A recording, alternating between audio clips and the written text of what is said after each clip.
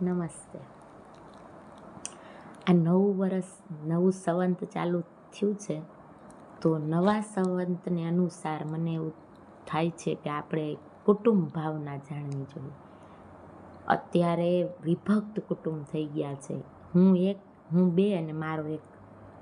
હવે એવું થઈ ગયું છે. નથી કોઈને કાકા, નથી કોઈને ફઈ, નથી માસી કોઈને. હવેની જે પેઢી આવશે એને આ બધું શું કરવું પડશે? તો કે એક જોક્સ હમણાં આવ્યો હતો કે અમારે લગ્નમાં શું કરવાનું છે? તો કે ફઈ, માસી અને કાકા આ બધા ભાડે લેવાના છે. હા, સાચું છે, એવું જ થવાનું છે. થોડાક સમયમાં એવું જ થવાનું. એટલે જ અત્યારના સમયમાં જે સંયુક્ત કુટુંબો છે એને મારી એવી અપીલ છે કે તમે જીવન જીવી લ્યો. તમે બધા ભેગા મળીને જમો 5-7 દિવસ, જે આ દિવાળીના સમયમાં મળ્યો છે. અમે હમણાં ન્યૂ યર પછીના દિવસમાં અમે બધા એવું કરીએ, આખું કુટુંબ ભેગા મળીને એક જગ્યાએ જમીએ અને એટલી મોજ મસ્તી કરીએ. તમે જોજો, એ સ્ત્રીઓ એટલે કે બધી જે વહુ હોય છે એ બધી અલગ અલગ ગામડામાંથી આવેલી. કોઈ નથી કોઈની બેન હોતી કે નથી કોઈની માસી હોતી, પરંતુ બધી વચ્ચે એટલો ભાવ હોય છે ને બધાને એટલી મજા આવે છે. તમે ઘણા બધા, મેં અત્યારે ઘણા આપણે રીલ્સ જોઈએ છીએ, વિડીયા જોઈએ છીએ બધાના, તો બધા કેવા હોય, કુટુંબમાં ફાર્મમાં જમવા જાય, કોઈના ઘરે જમવા જાય, બધા ભેગા મળીને જમે, બધા આખો દિવસ ભેગા રહે. તો કુટુંબની એવી અપીલ છે કે અત્યારે તમારી પાસે આ સંયુક્ત કુટુંબ છે. 5-7 વર્ષ કે 10 વર્ષ જશે એટલે અમારી પેઢી પાસે તો હજી હશે, પણ અમારા પછીની જે પેઢી છે એની પાસે આવા કોઈ કુટુંબ નહીં. તો એને યાદ રાખવા માટે આપણે અત્યારે કેમ કહીએ છીએ કે અમે નાના હતા તે અમારા દાદાની પાસે આમ કરતા, અમારા મામા પાસે આ જતા ને અમારા કાકાના ઘરે આમ કરતા. હવે પછીના સમયમાં તો આવું કોઈ રહેવાનું જ નથી. તો શું કરશો તમે? તો એ કેવી રીતે બધું યાદ કરશે? એની યાદગીરી એના બાળકોને શું કહેશે?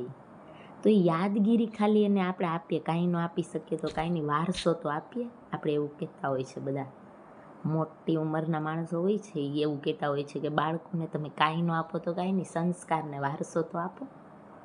વારસો એટલે આ વિરાસત કહેવાય કે જે યાદગીરી રૂપે રહે. એમ કે મારા મમ્મીને, મારા પપ્પાને, મારા ફઈને, મારા માસીને બધા હતા ને, એમ મારા પપ્પાના ફઈને, માસીને, માસા એને એમ કહેશે. ત્યારે અમે લોકો નવા વર્ષના દિવસે પછી કોઈ પણ પ્રસંગ હોય અથવા તો કોઈ પણ ફેસ્ટિવલ હોય ત્યારે બધા ભેગા મળી અને એવા મોજ મસ્તી કરતા. એટલે બાળકોને બતાવો તમે કે આ કુટુંબ કહેવાય આને, આ બધા આપણા નજીકના છે અને આ બધા સાથે રહીએ તો આપણામાં જે આપણી અંદરની જે શક્તિઓ છે એ બધી ખીલે એમ. અને તમે જોજો, તમને જેટલો આનંદ તમારા કુટુંબ સાથે આવશે ને એટલા બીજા કોઈ સાથે નહીં આવે, પાડોશી સાથે નહીં આવે. શું કામ?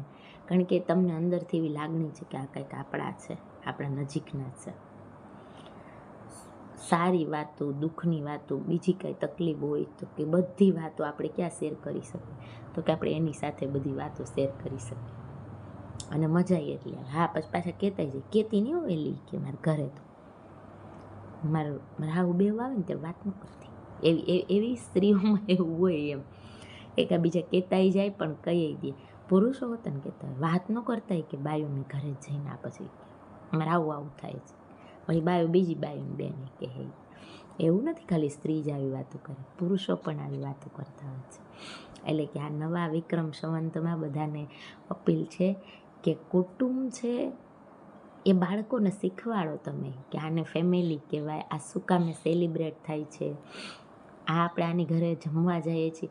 હમણાં જ આપણે ધનતેરસ સેલિબ્રેટ કરી બધાએ, ધનતેરસ, કાળી ચૌદસ, દિવાળી. મેં પહેલાં ઘણા વિડીયોમાં કીધું હતું, એટલે મેં બનાવ્યા નહોતા એના વિડીયો. તો ધનતેરસના દિવસે ઘણા લગભગ કુટુંબોએ દીકરીને શું કર્યા, પગલાં. આ વર્ષે એવું આવ્યું છે કે એને પગલાં પાડ્યા, એની આરતી ઉતારી, એને ચાંદલા કર્યા ને કાંઈ જે લાગતા વળગતા પહોંચી શકતા હોય એવું લીધું એના માટે. એ બધું તમે વિડીયો બનાવવા માટે માત્ર ને માત્ર ન કરો, સ્ટેટસ રાખવા માટે નહીં, પણ એ દીકરીને સમજાવો તમે કે તું આ જે પગલાં અમારી ઘરે મૂકીને જવાની છે એ લાઈફ ટાઈમ અમને યાદ રહે એવું તું કંઈક કાર્ય કરજે ત્યાં સામેવાળી વ્યક્તિને છે. અને તું એક લક્ષ્મી છો તે લક્ષ્મી બનીને રહે છે. લક્ષ્મીને હંમેશા શું હોય? આપવાનું હોય. માતા લક્ષ્મી છે એ તમને આપ્યા જ રાખે છે. એટલે આ દીકરી છે એક પ્રકારની આપવાવાળી છે, કોઈ પાસેથી લેવાની ભાવના ન રાખતી કોઈ દિવસ, તો તારા મનમાં કોઈ દી કોઈના પ્રત્યે ઈર્ષા નહીં જાગે, અને તો કોઈ દિવસ તને એમ નહીં થાય કે હું અહીંયાથી ભાગી જાઉં, અહીંયા જતી રહું, આ નથી સારા, ઓલા નથી સારા. એટલે તમે દીકરીના પગલાં ઓછા પાડો તો ચાલશે, પણ એને તમે 5 એવા વાક્ય શીખવાડો, અથવા તો 5 એવા શબ્દ કહો કે એ દીકરી જીવનભર યાદ રાખે તમને. નો ડાઉટ તમે ઘરની લક્ષ્મી છે, પણ એ તમારા ઘરની નથી. કોની છે? તો કે જ્યાં જાય છે એનું ઘર એને શણગારવાનું છે, દીપાવાનું છે. તમારા ઘરમાં તમારા તો કૂપનમાંથી એનું નામ નીકળી જાય છે. રાખ્યું છે કોઈ દીકરીનું કૂપનમાં નામ? નથી રાખ્યું, અમારું નથી રાખ્યું, બીજાનું શું રાખે? કે એ દીકરીને એવું તમે શીખવાડો. પછી કાળી ચૌદસના દિવસે બધાએ ભેગા મળીને તો કે આસુરી શક્તિ, એટલે કે માં કાળી માતાએ આપણા માટે એવું રૂપ ધારણ કર્યું હતું કે આપણામાં જે નેગેટિવ શક્તિ છે, જે ઈર્ષા છે, એ બધી દૂર કરીને આ દિવસની ઉજવણી કરવા માટે કીધું છે. એટલે કે આવું બધું તમે બાળકોને શીખવાડો. માત્ર ને માત્ર ખાલી ફોટા પાડવા માટે જ શણગારો, ડેકોરેશન કરો ને આ કરો ને એવું, ભલે એ કરવું જોઈએ, જરૂરી છે, કારણ કે જીવનમાં એન્જોય તો જોઈએ જ છે. એન્જોયમેન્ટ શેનાથી આવે? તો કે ફોટોસ. કોઈને શોખ હોય કે ભાઈ હું ક્યાંક ગયો છું તો ઓલ ઓવર વ્યક્તિઓને ખબર પડે. અને હા, એક જો એનો પોઝિટિવ થિંકિંગ એ છે કે તમને ક્યારેય કંઈ તકલીફ પડી અથવા તો તમારી સાથે કોઈ એવો બનાવ બન્યો, તો તમારું જે સ્ટેટસ હોય ને એના ઉપરથી વ્યક્તિ તમે ક્યાં છો અને કેવી હાલતમાં છો એ ખબર પડી શકે.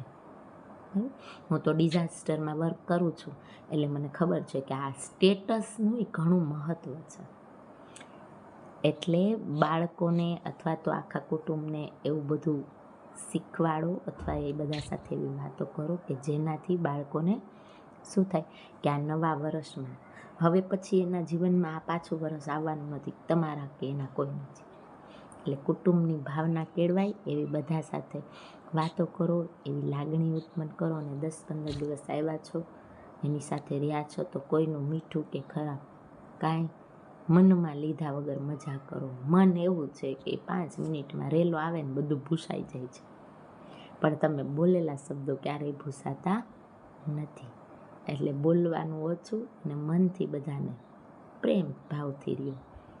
જય હિન્દ, જય ભારત.